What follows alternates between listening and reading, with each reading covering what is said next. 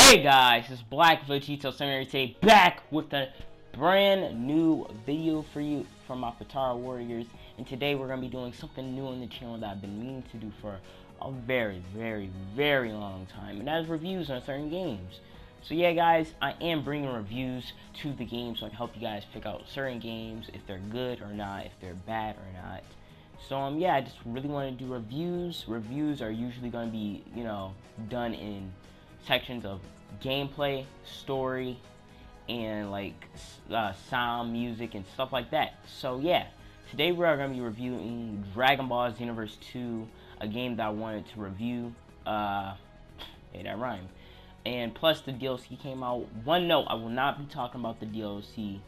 I'm going to actually save the DLC for a little bit something different. I'm going to be saving the DLC for another review. I'm gonna title that review the DLC, Dragon Ball Xenoverse 2 DLC review, and it's gonna cover every single DLC in the game. So yeah guys, without further ado, let's get right into it. Also, one more thing, if you guys want me to review a game, I'm gonna put a list of games in the description that I might have you guys pick from, and which game you guys want me to review, I will review. So without further ado, let's get right into it. Boom!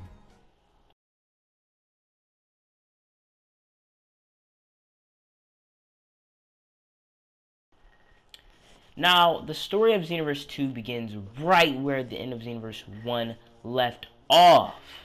See, in Xenoverse 1, your job was pretty much to defeat three main enemies, and that was to defeat Mira, Toa, and the main enemy, the main boss of the game, Demigra.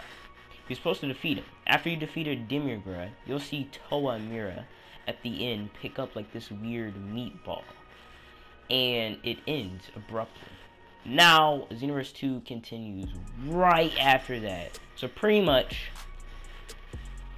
your CAC or hero of Xenoverse 1 has pretty much become the main #1 hero of Toki Toki City, which is the city in Xenoverse 1. So, turns out that freaking, there's another city in Xenoverse 2 called Kantan City. And your goal is to pretty much protect this city. Now, turns out that Mira and Toa are back, and they're making more distorted evil timelines. So your CAC from the past game, if you brought them back, because there's like this data transfer that you do it, like let's say you had Xenoverse 1 on PS3 and you're planning to get Xenoverse 2. If you take your if you have the same account on your PS3 and PS4, if you go on your PS3 and press transfer data, it will transfer on your account, and it will transfer on Xenoverse 2 pretty much. And if you do that, you'll have certain moves, certain clothes that your CAC is pretty much wearing from Xenoverse 1 when you make a new one. But Trunks, Time Patroller Trunks, and your CAC are going to stop Mira and Toa while the Supreme God of Time, Elder Kai, decides to bring someone else, a complete another Time Patroller. Instead of bringing someone from the second hero from Toki Toki City, they decide to bring a completely different hero. And this is your new CAC that you got from Xenoverse 2 that you just made. Now, if you do not, bring in your old data from Xenoverse 1, it will be Ace, which was the promotional Time Patroller of Xenoverse 1 when the game came out, pretty much.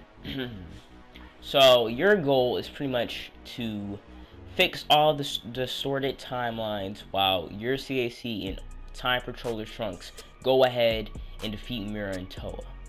So that's pretty much the basis of the story. Now, skip a little bit ahead if you do not want to know the ending of the story, because I will be covering that. The ending of the story follows. Everything has been done. You pretty much deleted or, fixed all the broken timelines.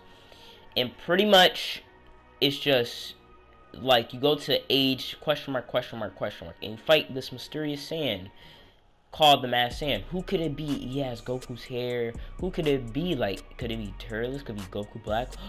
Oh my god, I don't know who it could be. So pretty much you fight the mysterious sand. Everything's going well. You pretty much beat him and break a piece of his mask off. And once that happened, mask off. I'm sorry, I had to. But once that happens, it's revealed that it's Bardock. Oh my god. And pretty much, you know, Bardock has gained control, but since he was wearing that mask, his power has gained significantly.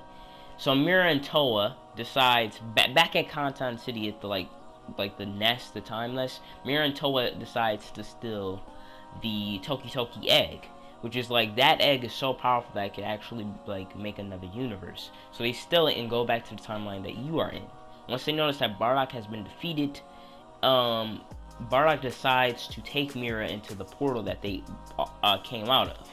And that is a secret story that I'm gonna let you guys save off for that one. So pretty much you are fighting Toa, but she's not alone. You notice that your original CAC is not here. And it turns out he's been possessed. He has the mask, and you have to fight your old CAC. You defeat your old CAC, and Toa's about to kill Trunks and your CAC from Xenoverse 2. But then your CAC from Xenoverse 1 protects you, and then he pretty much dies and gets erased from history. No one remembers him.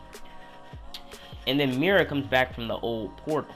So now it's Mira and Toa versus you. Only you. Because Trunks had to go somewhere. I think he went to go get other backup. You know, I really can't remember. It's been a while since I beat Xenoverse 2 story. So pretty much after this, you're fighting Mira only. Because Toa's not really that much of a fighter. You're fighting Mira. But Toa notices that Mira has Timebreaker powers. And pretty much, Timebreaker powers is pretty much, you know, they've been possessing a bunch of people to give them extra power with purple aura and stuff, and making them Timebreaker. But Toa created Mira, and pretty much, she never gave him this power. So she doesn't know how he got that Timebreaker power. But Mira starts to go out of control, you know, explaining that power is everything, and he needs power to win. So after he beat Mira, he goes behind Toa, grabs her, absorbs her, and absorbs the Toki egg, and becomes pretty much, shout out to the boy Last Saiyan, aka Phobic Joe, for giving him this name, Super Saiyan 5 Mira. He has fur, he's pretty much like Super Saiyan 4, pretty much. And he is very, very powerful. Now there's two alternate endings. Now one is where Goku actually shows up to help you, because he'll show up anyway. So once Goku shows up, you'll see Elder Kai and Goku talking, and Mira talking as well while you're fighting Mira. If Goku's dialogue in and no one is talking, you've pretty much lost the alternate ending. Goku will decide to use a Dragon Fist to get the Toki egg out of Mira, and then you use a Kamehameha to finish him off.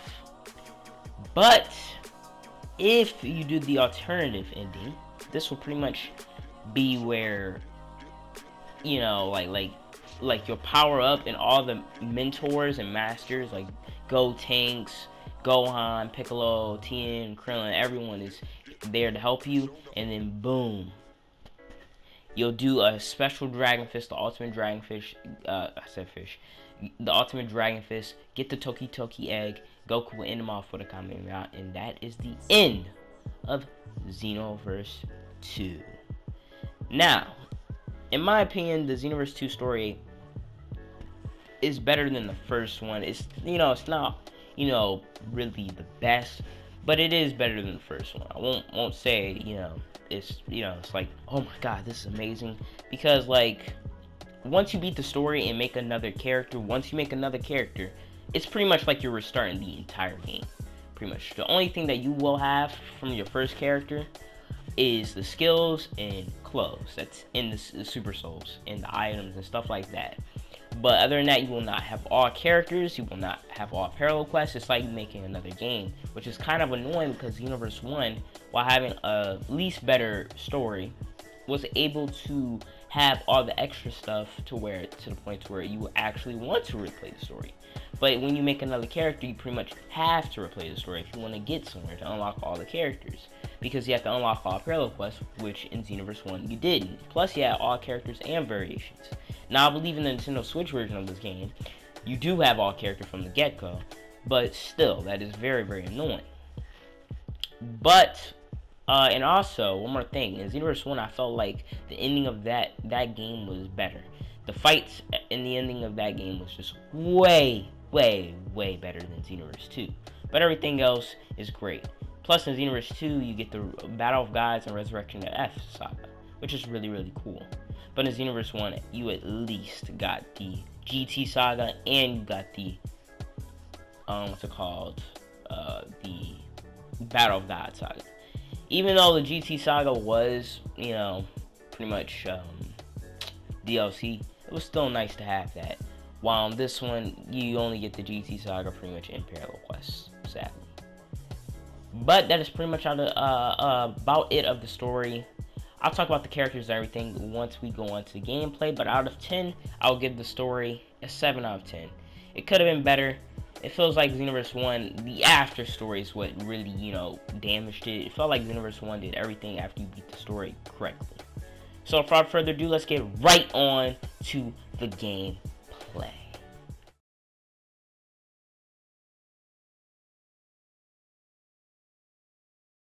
Gameplay. Let's get right into it. So in Xenoverse 1, pretty much, Xenoverse 1 took inspiration from Dragon Ball Budokai Tenkaichi, the Raisin Blast series. Even in the game, if you have Goku as a mentor and you beat all of his missions, he'll say it was a raging blast to fight with you.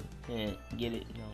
Okay. So pretty much, and it also took inspiration from Budokai and Infinite World. From those series, which if you have not played those games, definitely do so if you love Xenoverse. Now, pretty much, it expanded upon those games, and in this game, in battle, you can pretty much fly around. Like infinitely, it does drain stamina, but it's so minimal that it does absolutely nothing. So people usually like in battle, there's always in Xenoverse 1, there's always three minutes. And pretty much people will just attack their opponent slightly and just run away, and there will be nothing they can do about it. In Xenoverse 2, they added something called the boost dash. And once you press square and X, your CAC will dash. And if you double tap it, he'll do around a house dash, pretty much. Now, this pretty much stops anyone from running away, just flying away. But this is almost immediately canceled out by the quick dash. Pretty much what that is L2, and if you flick the analog stick in any direction, you'll pretty much dash. And if you keep mashing X, you'll, you know, teleport dash. I like to call it the Z vanish, even though it's not called that. So pretty much, if your opponent does this, it's pretty much hard to hit your opponent. You can still do it. It's a 50-50 chance of you hitting your opponent, but it's still pretty hard to do. And you do need to learn how to quick dash or Z vanish if you really, really, really want to be good at the game. If you don't know how to do this, just give up now. You will not be good at the game.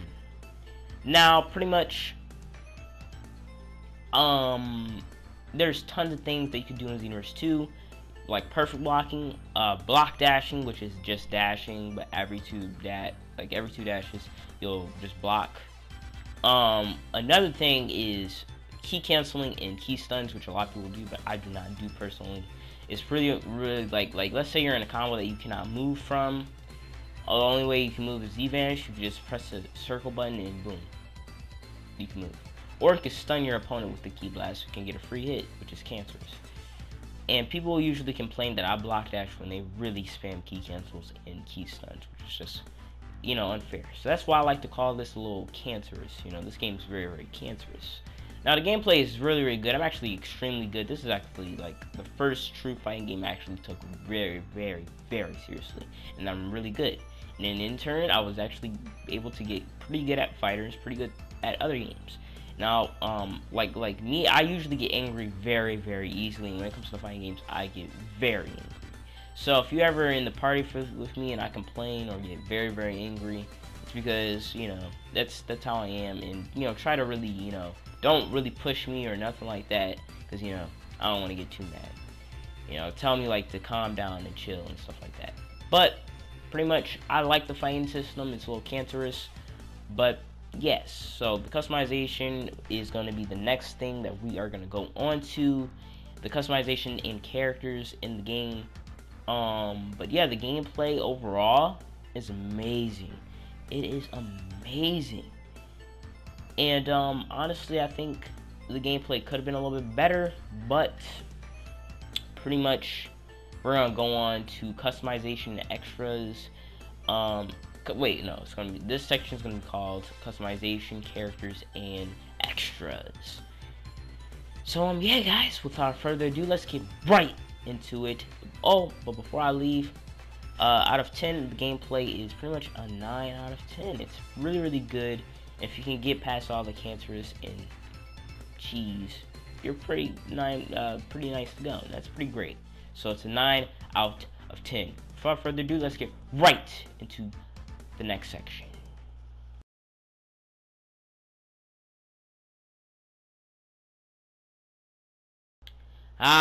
The characters. Oh boy, this is gonna be a long one. Alright, the characters of Xenoverse 2 is amazing. Having like 180 characters, a really, really huge character roster, and having many fan favorites like Blue Goku, Blue Vegeta, Hit, Jern, Ultra Instinct Goku if you get DLC, and people like that. But the problem is that most of the people are G's. Blue Goku, for example, to this day, he is considered to be the most broken, if not the most broken character in Dragon Ball game history.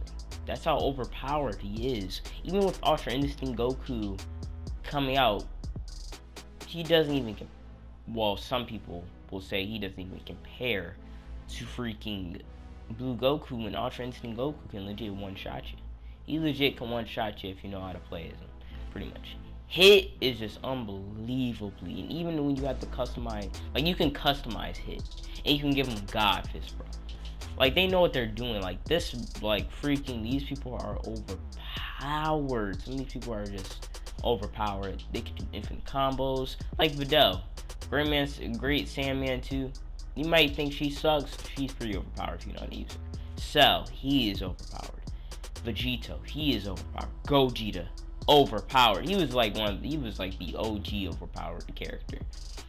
Ever since the beta build, these characters are overpowered.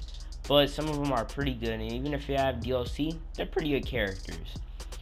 But the characters are just too overpowered, and that needs to be fixed. Out of 10, I'll give the character roster an 8 out of 10. So without further ado, let's get right on to customization.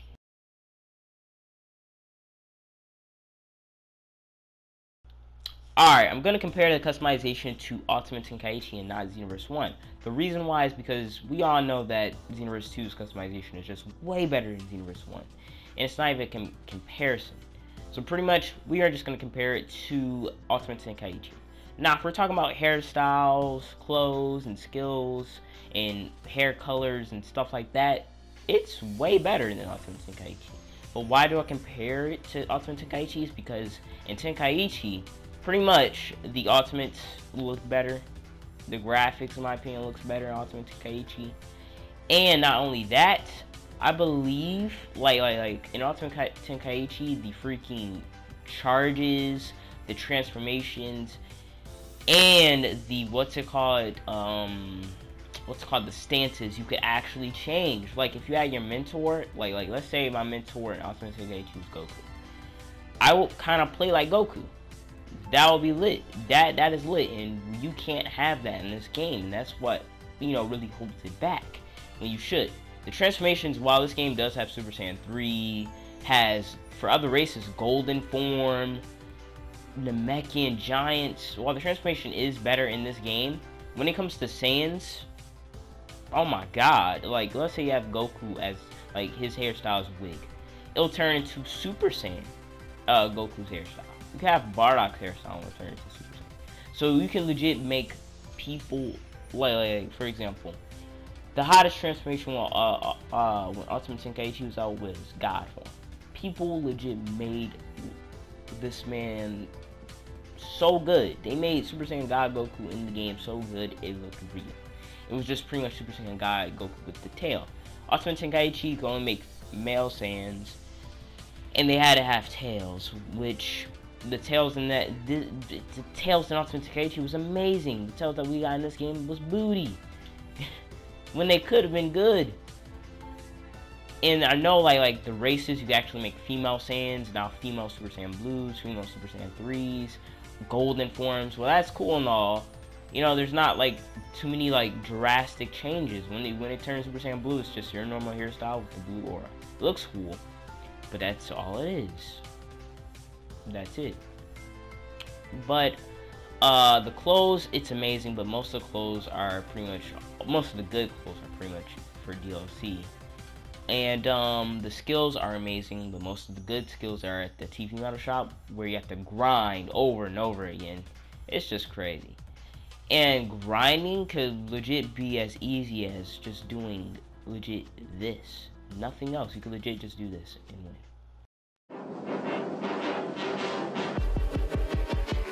You're a mean one, Mr. Grinch. You really are a heel. You're as cuddly as a cactus. You're as charming as an eel, Mr. Grinch. You're a bad banana with a greasy black peel.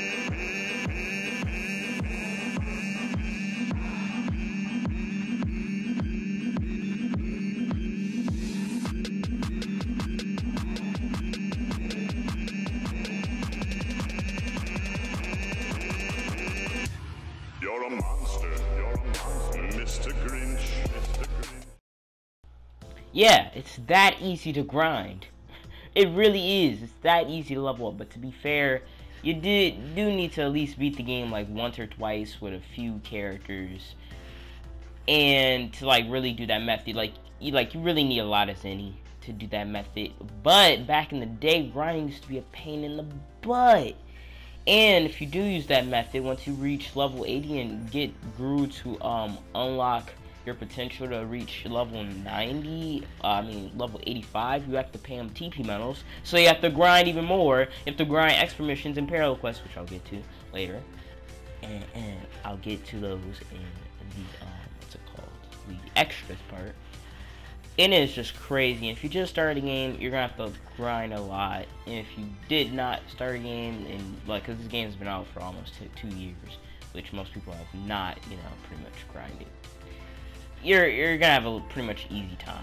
So yeah, guys, that's pretty much it for grinding. Grinding's a little annoying. Customization's pretty good.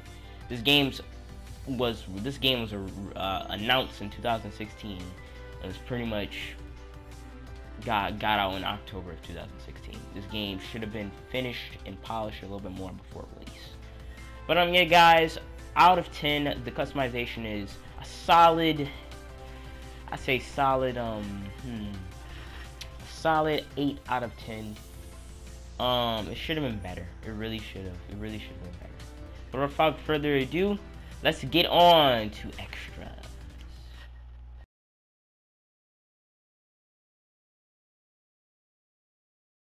Now, the extras are pretty much me talking about extra missions, raids, parallel quests, the music, Content City, and a bunch of other stuff like that. Now, like I said, the DLC will have pretty much its own review because there's a lot of things that come with the DLC.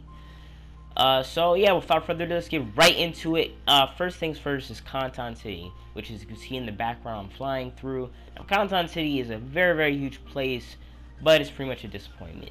It's pretty much the hub world of the game where you get to go see masters and stuff like that. Plus, I'll be talking about the masters a little bit later and stuff like that. And honestly, it was pretty much a flop because in the promotional trailers, I thought the hub world was gonna be something like Dragon Ball Online, like a huge hub world. And if you don't know what Dragon Ball Online is, it's like this MMO Korean RPG that was like this open world they can make. Like you can make a CAC in that game, and it's like a small child and it grows into a huge adult, and you have to get all 7 Dragon Balls to wish for Super Saiyan. Now, pretty much that concept was good. Kira Toriyama helped out, but a lot of things did come from that game. Did come into Dragon Ball Heroes, which I'll talk on that game way later. Excuse me. And Dragon Ball Xenoverse 2, like Mira and Toa, CACs. Time Patroller Trunks, Supreme Kai's Time, and people like that. That all came from Dragon Ball Online, and that is a very unique game, but I'll talk about that later. And I thought Conton City was gonna be something like that, but it was pretty much a letdown. But in this, you could find people, find masters, mentors, where you could actually go talk to them. They'll have you as your pupil, and you do very, very dirt easy missions, unless you're doing Zamasus, which they're kind of hard. Unless you do dirt easy missions, and pretty much you could get their moves, get their ultimates. And if you, it's like this orange bar. If you max it out, you get medals and dual ultimates. If you do it with Whis as a Saiyan, female or male, any size, any race, anything, you'll get Super Saiyan Blue for all Saiyans that you make in the future, which is pretty cool. But that's with Whis, and you gotta get the max bar maxed out. I've did a video on how to get Super Saiyan Blue, so if you're stuck on that, make sure you go check that out. You could also parallel quests are pretty much things that you could do to level up, to unlock characters, to unlock more skills and clothes. And some of them can be hard, some of them could not be, some of them can be long, some of them are not. And it was actually, you know, parallel quests. Some of them were taken from freaking Xenoverse 1, which was really lazy. And honestly, like I said, if you unlock all characters, it doesn't carry over to the next person. But all your skills and clothes do. And accessories as well. One thing from Xenoverse 1 is when you have accessories, you can't add 2 or 3, which sucks. Extra missions are pretty much like parallel quests, but you know, they're like harder to do, and you're fighting one enemy that is super strong. The extra missions could go from anywhere, like to like where like you have to beat the extra mission boss while going to other portals and beating them. You could beat a huge gray ape, and you can do stuff like that. So pretty much, yeah. Eventually I will have to do pretty much all the what's it called, extra missions, because you know, like as you can see, I made Toga from My Hero, which is my waifu, the crazy sadistic person from My Hero Academia is my waifu, and I love her. But yeah, pretty much, you know, like I said, that's why I said when you make a new character, it's pretty much like making another entire game. Raids are pretty much happen on Friday, Saturday, and Sunday, and these are pretty much, you do them to, if you get like 5,000, 30,000 points, you'll get a special reward like the middle cooler suit, camo bikini, trendy bikini and swimsuit, and shorts, stuff like that. You know, you get stuff like that. Raid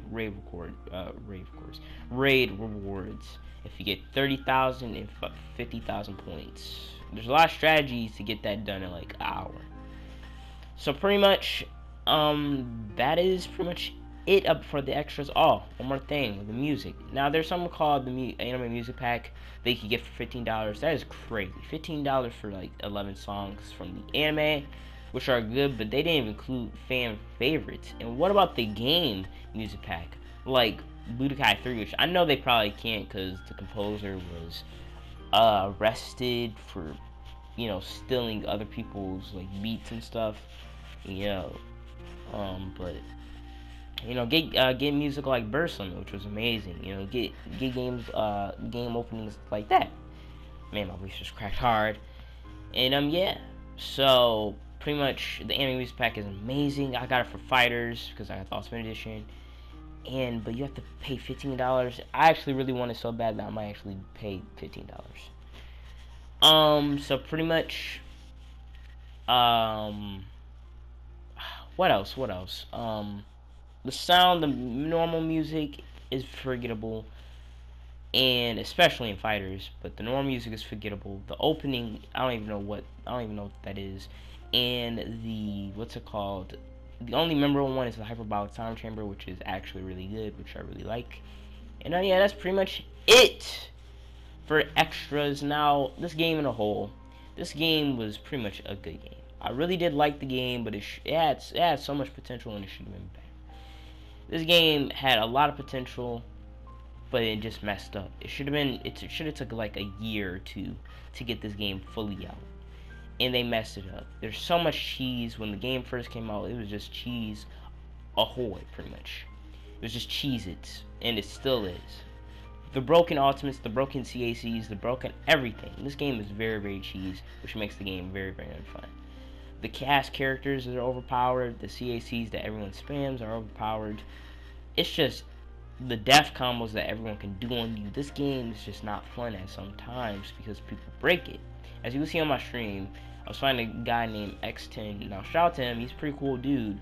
But I was just whooping him, and he spammed Ultra Instinct Goku, and Blue Goku, and Hit, and Gogeta. Spam those cheese characters, and when I used Blue Goku and beat him at his own game, he got mad. And said that he didn't even spam. When the boy Phobic Joe knows that he did. So, it's just, you know, this game is just very, very cheesy at sometimes. Shout out to the boy Last Sam, Phobic Joe. You know, and it's just, you know, this game should have just been better, in my opinion.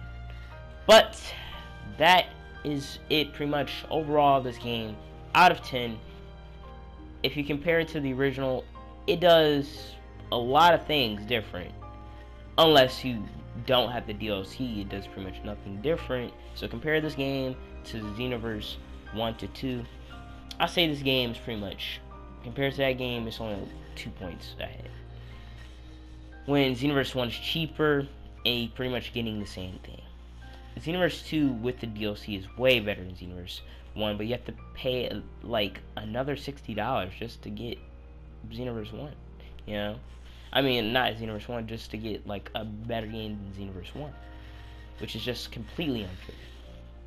So, without further ado, I give this game an overall rating of a